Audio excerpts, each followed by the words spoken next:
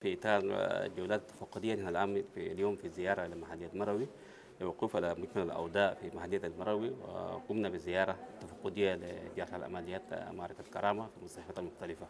وإن شاء الله من خلال زيارتنا نحن كحكومة نقف مع بعض في كل العقبات، نزل كل العقبات الموجودة في إطار أنه الناس تستمر في العمل إن شاء الله. بارك الله فيكم.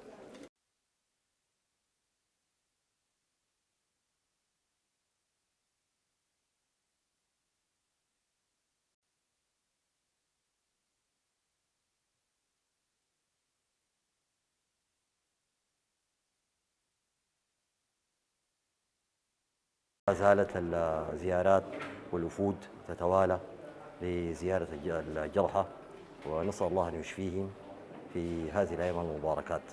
نستقبل اليوم وفد برئاسة السيد عضو مجلس السيادة الأستاذ عبد الله يحيى، والقائد العام للقوات المشتركة جناح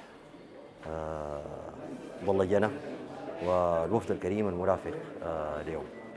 نسأل الله أن يتم الشفاء لكل الجرحى، ونسأل الله أن يتم تحرير أي شبر ونظافة هذا الوطن من أي جنجويدي، من أي نجس في هذه الأرض.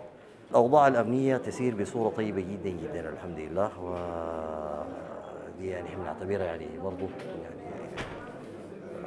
تقدم ملحوظ في هذه المنطقة، وتسمع خير بإذن الله إن شاء الله قريبا. بارك الله فيكم، يديكم العافية.